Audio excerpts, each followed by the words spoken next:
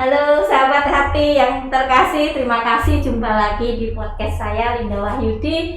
Dan kali ini saya dapat tamu yang istimewa, seorang YouTuber terkenal, Yudhistira Ardana. Halo. Dan tahu nggak teman-teman, orang yang terkenal ini murid saya di luar kecil. Dari dia kelas 1 SD sampai SMP. Sampai SMP ya? Ya, SMP Iya. kelas 3. Lama dulu ya. Ya tempatnya di sini dulu atau di sebelah? Di sebelah. Di sebelah Kayaknya ya? SMA juga loh, kamu SMA 2 itu. Kayaknya saya lupa-lupain nggak?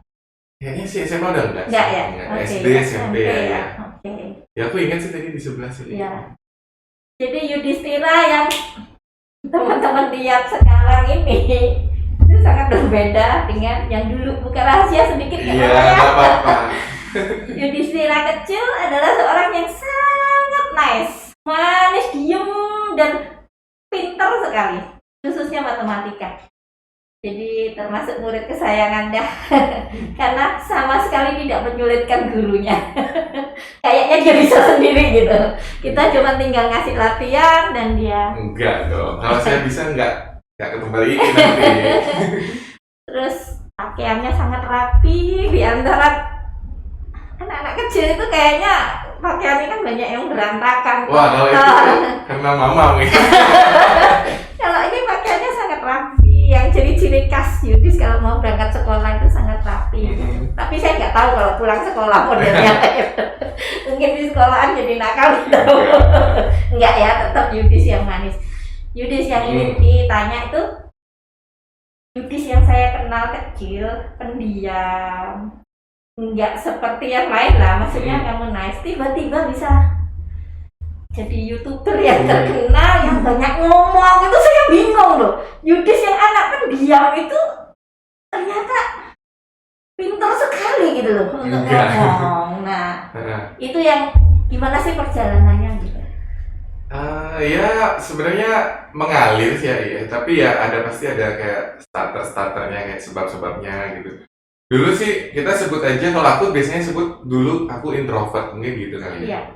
Jadi aku tuh dulu sampai sekarang sebenarnya masih ya. Nah, jadi kalau bilang kayak aku bisa ngomong dan bisa di depan kamera itu ya tuntutan jadinya. Padahal dalam hati itu sebenarnya aku memang lebih suka sendiri sih. Sampai hari ini juga aku nggak punya kayak teman dekat itu, nggak punya teman dekat. Jadi setiap hari sekarang ya sama istri aja, kemana-mana juga. Secara personality masih tetap introvert, tapi ngomong dan di kamera itu ya tuntutan kerjaan sih kalau aku. Dulu mungkin karena apa ya? Karena kalau sendiri dulu waktu zaman kuliah terutama tuh ya. Kamu kuliah di mana? Kuliahnya di Jakarta. Di Jakarta. Which is itu dulu kampusnya tuh termasuk kampus elit lah, saya bilang ya. Nah, saya tuh di situ yang paling pas-pasan bisa dibilang gitu. Jadi secara ekonomi pas-pasan, kan orang tua ngirimin dari Bali pas-pasan secara ekonomi. Terus secara fisik saya dulu kan kurus banget. Sekarang saya udah naik 20 kilo sejak kuliah. Jadi dulu kurus banget dan tinggi kan, tinggi aku 190. Jadi termasuk orang yang sangat minder. Di Indonesia kan itu lumayan tinggi 190. Jadi kalau aku jalan di kampus kayak diliatin orang. Terutama di sana kan kalau di Jakarta building harus naik lift ya, liftnya kecil-kecil. Satu lift paling bisa 5 orang gitu. Selalu aku diliatin. Kok tinggi sekali? Ya itu salah satu yang membuat saya jadi banyak minder. Saya tuh dulu jarang ke keramaian, nggak pernah ke tempat konser, even kayak ke tempat ibadah gitu aku jarang sekali. Kenapa? Karena saya nggak suka ketika di tempat ibadah, di tempat konser, di mana-mana yang ada berdirinya, saya nggak nyaman. Sampai hari ini saya nggak mau kumpul yang semuanya berdiri gitu. Karena saya tinggi sini dilihatin, dan orang di sekitar itu kalau ngomong itu kan kedengeran kadang bocor, jadi kan tinggi banget, tinggi. Itu salah satu yang membuat saya nggak nyaman. Akhirnya saya punya satu passion dulu, yaitu sulap. Awalnya itu saya hobi banget nonton sulap. Di Magic itu punya satu energi buat orang-orang yang introvert itu. Kayaknya kalau gue bisa ini keren deh. Kayaknya kalau aku bisa gitu hebat deh, aku bakalan ada orang yang ter-attract, suka sama aku gitu. Akhirnya aku belajar sulap. Nah dari situlah timbul kepercayaan dirinya. Dari sulap, akhirnya dipaksa kan harus berani mainin kayak trik-trik gitu ke orang. Akhirnya aku kerja sulap, keliling-keliling dulu. Itu awalnya sih dari sulap sih aku bilang. Ketika ngambil job, kita ketemu banyak orang. Termasuk istri saya ini ketemu dari perform Magic waktu itu. Aku lagi, dulu kan saya main sulap ke kafe-kafe, ke hotel-hotel, ke restoran. Salah satunya akhirnya kenal sama dia di tempat kerja. Istrinya kuliah Surabaya. Istrinya kuliah, iya di Surabaya. Dia udah pindah ke Bali udah lama, udah belasan tahun di Bali. Oh, jadi ketemu di Bali? Ketemunya di Bali. Oh. Jadi kayak gitu, jadi saya harus ketemu orang. Dari situlah timbul percaya dirinya pelan-pelan. Sebenarnya sih kalau aku fokusin ya, mungkin yang bikin aku mulai pede itu satu ada skill. Ya, which is itu skillnya aku dulu sulap. Terus ekonomi naik. Ya, pertama jujur itu aja sih sebenarnya. Ada skill, ekonomi naik. Ekonomi kan membantu banget. Jadi kita bisa berpenampilan lebih baik, bisa apa ya, kayak semuanya terbantu lah. Jadinya itu yang membuat kita lebih pede sih menurut aku. Skill sama ekonomi dua itu aja. Dan tiba-tiba beralih mulai ke YouTube. Nah, kalau YouTube-nya sendiri sebenarnya tidak, aku nggak pernah ngincer aku mau jadi YouTuber, enggak. Dulu kan aku maunya jadi magician. Dreams-nya itu mimpinya mau jadi magician. Pada saat itu aku terlambat eranya sulap di Indonesia. Kalau kita ngomong sulap hari ini itu udah hilang, sedang hilang. Nanti kalau hilang aku dimarahin. Sedang redup sekarang. Nah, karena segala tuh ada eranya. Era sulap itu lagi boomingnya di tahun 2009. Pada saat itu ada acara di TV, pencarian bakat magician dan sebagainya. Saya tuh ketinggalan, waktu itu aku masih kuliah. Masih kuliah, jadi tertinggal. Dan aku belum siap, belum ready secara skill, belum ready secara mental, belum ready secara ekonomi, jadi belum siap. Nah, setelah saya sudah jadi magician itu 2014. Semua magician udah jobnya udah banyak, harganya udah mahal. Bagaimana caranya ngejar mereka nih? TV udah nggak mau sulap lagi. Saya kan mulai di 2014 main sulap. TV udah nggak mau, akhirnya cari jalan sendiri. Gimana sih supaya terkenal sulap ini? Apa yang harus dilakukan seorang magician supaya terkenal? Ternyata dia harus bikinnya tuh video. Kan kalau magic itu visual kan? Nggak bisa aku main sulap cuma ngobrol, dengerin suaranya doang. Pikirkan satu kartu, gini-gini, lihat ini guys, tangannya hilang. Oh nggak bisa, kalau di radio tuh nggak bisa sulap, susah. Nah, jadinya sulap itu harus visual. Which is kalau nggak bisa nembus TV, ya jalan lainnya yang ada YouTube. Jadi kita waktu itu bikin YouTube, sebenarnya mau ngangkat magician-nya. Malah kecantol di sini nih. Kerjaan-kerjaan itu datang dalam bentuk video. Yudis bisa bikinin video gini, Yudis bisa bikinin video gini. Malah kerjaan itu datangnya di situ. Jadi difokusin. Sampai sekarang ini udah tahun ke-6 sekarang di YouTube. Ini pernah ketemu Mama. Iya. Mama begitu bangga dengan kamu. Sampai Mama bilang, luar biasa gitu kamu. Terus saya bilang, saya ini loh yang cuman gurunya aja bangga setengah mati loh, apalagi bayangin mamanya gitu ya. Yang gurunya aja tiap orang ngomong Yudhistira itu langsung itu muridku loh gitu. Ya, jadi saya juga bisa ngerti itu Mama kadang sharing gitu gimana Yudhis sudah begitu sport gitu. Jadi saya bilang ya luar biasa dalam kondisi pandemi yang mungkin bisnis turun ya, semua bisnis turun. Dia bilang ya saya bersyukur Yudhis. Enggak, sebenarnya Mama yang banyak bantu justru. Ya saling bantu toh dalam kondisi COVID begini ya. Apa yang rame ya YouTube lah, orang banyak di rumah. Sebenarnya banyak sih kalau menurut aku yang rame, terutama yang digital, yang teknologi masih. Karena orang lebih banyak di rumah. Iya. Itu. Jadi Mama bilang ya Tuhan itu sangat baik. Di saat bisnis saya mulai kena COVID ini sudah mulai turun dan Yudhis stabil. Saya bilang ya memang kebaikan Tuhan kan bisa lewat siapa aja. Yudhis dia ngatur seperti itu. Iya, tapi kalau dibilang stabil dan sebagainya belum sih, kayak tetap ada rintangan nanti masih banyak. Tapi kan banyak yang mendoakan. Ya, mudah-mudahan. Maju terus. Iya, pasti lah. Orang ini kan bilang kalau murid-muridnya ini sukses, yang paling bangga tuh gitu. Jadi merasa. Nah, terus mengenai kepengen kamu ngomong sesuatu pada anak-anak muda yang belum apa-apa, yang mungkin mau mulai YouTube itu masih mikir mana bisa ya. Misalnya seperti itu, kayak Aldi kan mulai YouTube juga dia dengan game ya, dia ngomong mana bisa mulai segitu, maksudnya harus sekian subscribe. Mm-hmm. Nah, subscribernya harus yang nonton sekian. Kayaknya masih jauh di angan-angan. Nah, saya ingin kamu ngasih semangat mereka gitu loh. Bahwa jadi punya kalau kita ngomongin YouTube aja ya, khusus kalau di YouTube, sebenarnya buat aku itu kayak bisa dipelajari. Ada caranya. Jadi kan YouTube ini bekerja ada algoritmanya. Nah, itu yang harus kita cari tahu sebenarnya. Jadi ada cara-caranya. Kalau kita awam ngelakuin kegiatan apapun lah, nggak cuma di YouTube, susah memang. Tapi kalau sudah tahu triknya, tahu tekniknya, cepat sekali pasti. Jadi kita harus cari tahu YouTube ini maunya apa gitu. Soalnya gini, kalau kita ngomong YouTube, YouTube itu 80% lebih yang nonton di handphone ya. Bukan di komputer gitu. Jadi di handphone. Nah, di handphone ketika mereka buka aplikasi YouTube, itu video-video yang muncul di halaman home-nya tiap orang kan beda. Dan jumlahnya itu nggak mungkin banyak. Padahal setiap hari itu jutaan orang upload video. Nah, jadi persaingannya adalah bagaimana caranya kita dari jutaan video yang terupload setiap hari bisa ada di halaman home-nya orang. Nah, itu algoritma yang harus kita pecahkan. Sebenarnya kayak gitu. Jadi menurutku sih itu bisa dipelajari. Caranya kita pelajari dulu, jangan langsung aku upload gitu. Nggak akan bisa bertanding di situ nanti. Saingannya tuh ada jutaan orang. Gitu. Waktu saya mulai YouTube tahun 2016, itu nggak banyak. Di Indonesia mungkin ratusan creator itu. Kan kita bilangnya creator ya. Ratusan. Kalau sekarang udah puluhan ribu mungkin di Indonesia itu. Jadi susah, harus tahu trik-triknya. Ada sih cara-caranya.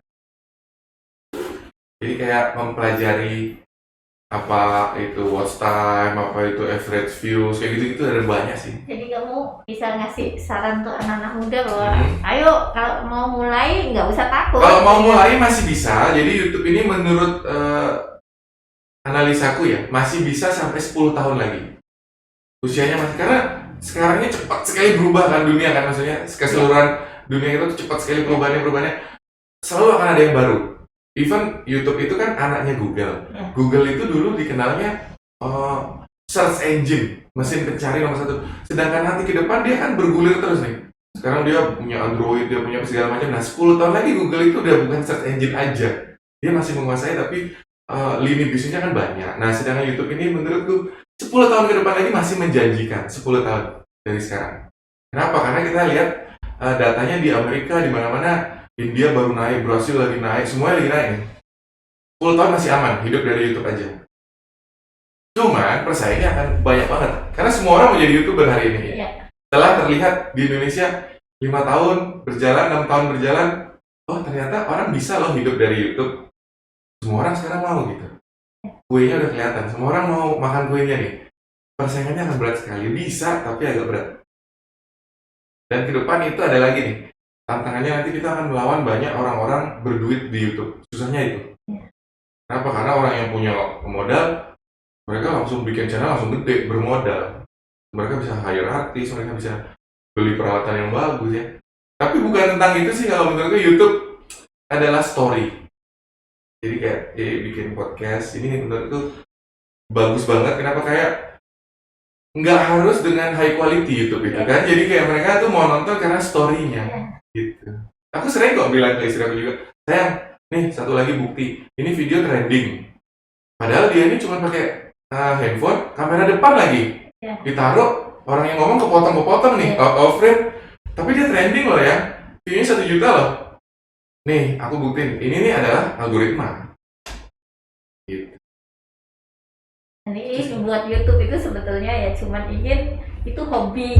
Karena dari dulu tuh kalau ditanya orang, mimpinya yang belum kesampaian apa gitu kan. Sekarang anak-anak udah berkeluarga semua gitu kan. Mimpinya belum kesampaian apa, tak bilang jadi penyiar radio. Dari kecil mimpinya jadi penyiar radio. Wah, ini sekarang punya radio sendiri.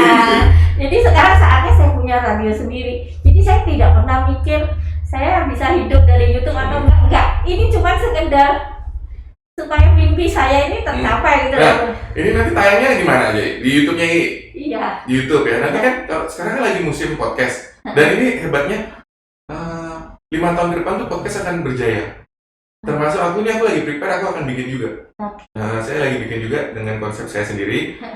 Menurut saya nanti 5 tahun ke depan akan dikuasai podcast.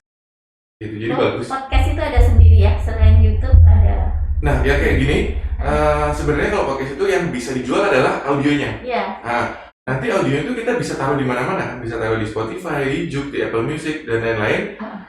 Dan problemnya ini nanti bisa jadi bisnis. Jadi ketika ada pengiklan atau sponsor, mereka bisa secara verbal kita ucapkan langsung, bisa produknya kita letakkan di sini, ya kan? Atau bisa pasang visual-visual kayak ini kan, ini pasang poster nanti bisa diganti dengan sponsor dan sebagainya. Ini akan jadi ladang bisnis sendiri. Karena 5 tahun ke depan trennya adalah podcast. Jadi sebetulnya cita-cita saya cuma sederhana. Saya pengen jadi penyiar radio dan saya lihat teman-teman saya walaupun cuma ibu rumah tangga biasa, tapi mereka punya nilai kehidupan yang mungkin bisa jadi inspirasi buat banyak orang. Bagus, itu yang orang lagi. Sebenarnya yang kayak gitu, kalau kita bilang secara apa ya, kayak penonton mungkin agak kurang, tapi kan bernilai di masyarakat. Ya itu yang maksud saya gitu. Jadi ketika anak-anak saya nanya, Mami udah tua mau apa dengan podcast ini? Mami tuh apa sih buat podcast ini, ngapain, mau ngapain? Saya bilang saya cuma ingin berbagi cerita bahwa banyak nilai kehidupan yang justru dari orang-orang kecil gitu. Bahkan sekarang di podcast di Spotify itu mereka dan kalau di sana ada rankingnya. Kalau di YouTube kan nggak, kita upload aja. Paling adanya view, subscriber. Kalau di Spotify itu udah ada kategorinya sendiri. Daftar podcast. Di situ ada rankingnya. Dan hari ini tuh ranking satunya adalah orang yang suka bercerita seorang diri. Jadi dia cuma sendiri cerita, dia buat cerita-cerita sendiri. Kayak gitu. Itu dia ranking 1 tuh. Jadi bagus sebenarnya. Bercerita, sharing ke orang-orang itu bagus. Oh, ini ide nih, karena saya suka bercerita. Jadi kayak istilahnya storytelling. Iya. Cocok kali. Jadi saya jadi juri nasional storytelling. Iya, ada lombanya gitu ya. Iya. Jadi ya kebetulan memang hobi saya di situ ya, mungkin bisa buat begitu. Tidak harus begini ya. Ya tapi kalau ini kan ya aku tahu dari aku SD ya kan. Pengetahuannya kan sangat luas ya. Jadinya apa aja ini pasti bisa. Sebetulnya enggak sih, nggak bisa diem. Iya. Bingung. Sekarang saya kan hipnoterapis. Jadi di sela-sela misalnya ada 2 klien, di sela-selanya saya podcast. Jadi ya kalau bisa ini sih dijadwalin biar ada terus gitu. Maunya seperti itu. Jadi makanya tak kumpul-kumpulin dulu. Biar nggak mandek di tengah gitu. Terus Yudis, kalau kamu lihat perjuanganmu dari mulai pisah sama orang tua itu kuliah, ya yang kamu tadi cerita ya, saya ini dengan pas-pasan lah kiriman dari mama papa gitu, tapi toh kamu akhirnya jadi pribadi yang berhasil ya. Ya memang kamu ngomong belum masih akan naik, tapi untuk seusia kamu dengan perjuangan ini kan udah termasuk bisa mandiri lah gitu. Sekarang kamu bangun keluarga dan kamu bisa mandiri. Nah, apa sih yang ingin kamu sampaikan? Mungkin juga ada anak-anak muda yang lagi kuliah dan dia merasa saya mana bisa, modal sedikit misalnya, terus saya mau ngapain nih misalnya, kerja ikut orang, ya berapa sih gitu kan, seperti itu. Sedangkan kebutuhan kayaknya apa sih yang ingin kamu sampaikan bahwa perjuanganmu dari kuliah? Kalau tadi kan banyak tuh pertanyaannya lumayan ya, pecah-pecah. Kalau kita ngomong modal sebenarnya enggak loh. Aku selalu bilang ke siapapun, kalau mau kerja apapun itu modal nomornya kesekian, urutan kesekian. Yang pertama kan niatnya, terus idenya, visinya jauh lebih penting sebenarnya. Even kayak aku ini hari ini tuh semua aku bilang dari nol ya. Jadi saya tuh sebelum YouTube ini modalnya dari mana? Dari toko sulap, dari sulap. Sulap modalnya dari toko sulap. Kan saya awalnya jualan alat sulap dulu. Jadi aku tuh dulu nemu kayak apa ya? Kayak reseller gitu loh. Makanya saya jadi reseller. Modalnya sekarang masih? Sekarang udah enggak. Udah berapa tahun yang hampir 3 tahun yang lalu saya close. Itu ya modalnya dari uang jajan, dikumpulin, ditabung, akhirnya punya uang 700.000 kalau nggak salah. Saya beli alat tuh, saya keliling ke teman-teman, saya jual-jualin. Dapat untung, nanti kita beli lagi jualan, dari situ lah. Ibaratnya dari nol. Jadi bahkan kalau sekarang kan mau modal bisa pinjem, bisa sewa, bisa apa aja. YouTube saya tuh awalnya kamera semua kita sewa. Saya nggak punya dulu kamera high definition, nggak punya. Jadi kalau sekarang enak ya pakai handphone udah bagus. Kalau saya dulu kan enggak, handphonenya nggak bagus kameranya pada waktu itu. Jadi kamera lensa saya sewa harian gitu. Modal itu bukan masalah maksudnya. Nah kalau tadi ada lagi pertanyaan dari kerja sama orang gajinya sekian. Kalau itu pribadi ya, kalau menurutku jadi harus pilih dulu nih, kamu tuh mau hidup seperti apa, level kehidupannya bagaimana, kebutuhanmu tuh apa aja, berapa, nanti baru bisa tahu. Kerja sama orang juga bisa sukses kok. Ya jadi kayak jadi direktur, jadi apa ya, CEO itu juga kerja di perusahaannya orang, tapi mereka berhasil. Jadi itu pilihan hidup kalau itu mau buka lapangan usaha atau mau kerja bebas dua-duanya boleh. Nggak ada halangan sih kalau menurut aku. Yang penting niat. Kalau tadi bilang juga kuliah belum apa-apa. Karena itu kan belum menentukan. Ketika kita terjun ke lapangan benar-benar bekerja, itu baru sih kita diujinya di situ. Soalnya kan saya kebetulan kan kumpulan anak muda. Biasanya mereka setelah lulus kuliah itu mulai bingung, saya mesti kemana? Sebenarnya gampang. Kalau aku pasti yang pertama passion. Hobinya kamu tuh apa sih? Hobi itu harus digali sampai dalam. Jadi nggak bisa cuma hobinya nyanyi apa? Nyanyinya itu show, konser, bikin lagu, rekaman, banyak nyanyi itu. Mau nyanyi di kafe harus tahu detail dulu. Nanti dari situ pasti berkembang. Misalnya hobiku apa? Hobiku masak lah. Masak apa? Masaknya bikin cake, bikin spesialis donat atau mau masak nasi goreng, mau punya restoran, itu beda-beda. Itu beda jalurnya.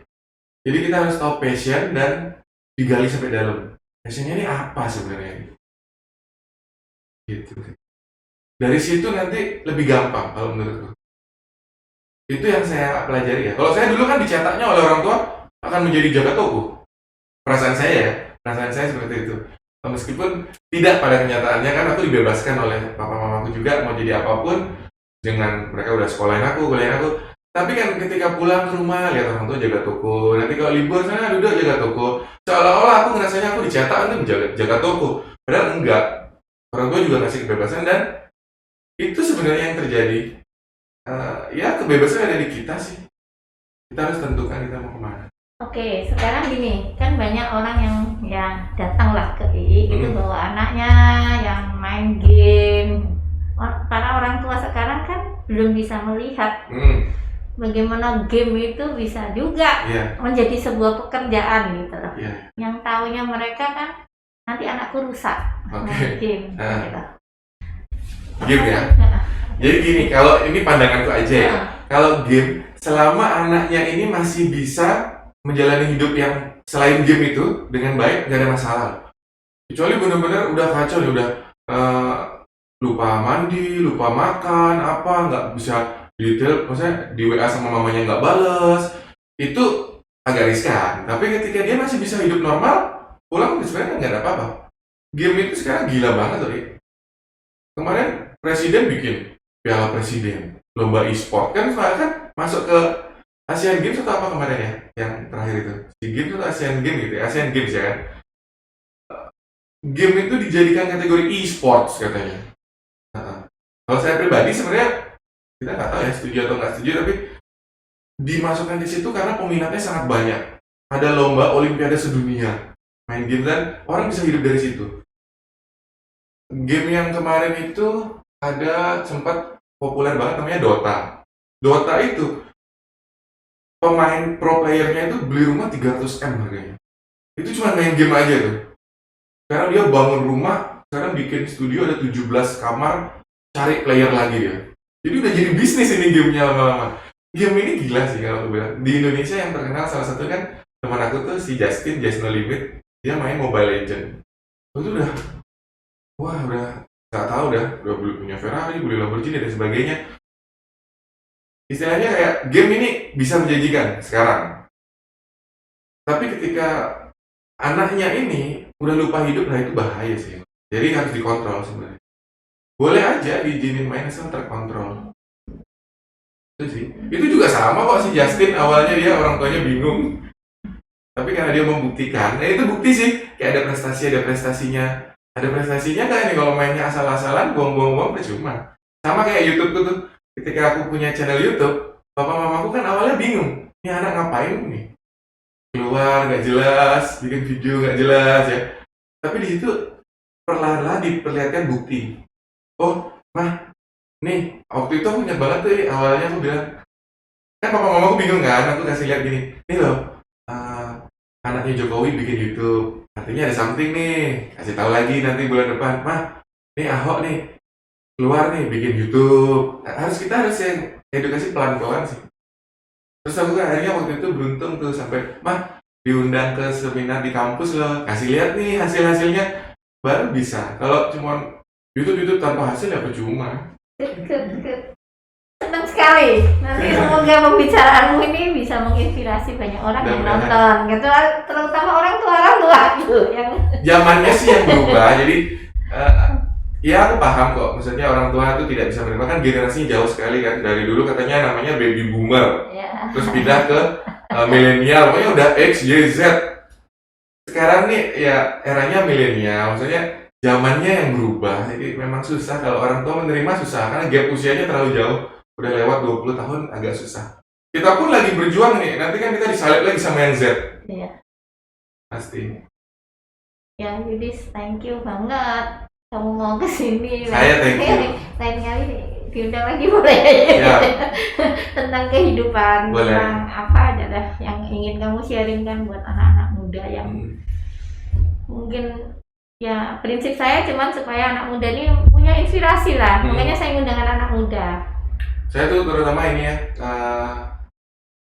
di Bali ini mayoritas 90% saya teliti itu mereka hidupnya dari pariwisata. Ya, ini aku lagi berjuang sekarang, lagi bikin sesuatu juga. Aku pingin supaya ada industri entertain. Di sini tuh masih kalah jauh sekali. Aku kan sering ke Jakarta selama jadi YouTuber tuh bolak-balik. Aku lihat entertain di Jakarta, itu kita tuh jauh sekali. Semua TV di sana. Semua agensi, semua IO, semua yang gede-gede itu adanya di Jakarta. Brand-brand itu semuanya di Jakarta. Bali ini murni 90% bergantung dari pariwisata. Nah, aku lagi mau ngangkat entertainnya. Saya ajak semua teman-teman kreator yang mau maju di dunia entertain, nggak apa-apa, boleh nanti ketemu aku ngobrol-ngobrol gitu. Aku akan bantu kreator Bali. Aku mau ngangkat entertain itu supaya semuanya nggak ngumpul di Jakarta aja. Kenapa artis harus pindah ke Jakarta terus?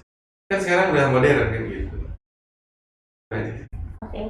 Thank you Yudis. Teman-teman, thank you banget. Pembicaraan hari ini sangat luar biasa karena saya ditemenin seorang YouTuber terkenal Yudhistira Ardana. Oke, sampai jumpa di podcast saya yang lain. Shalom, dadah.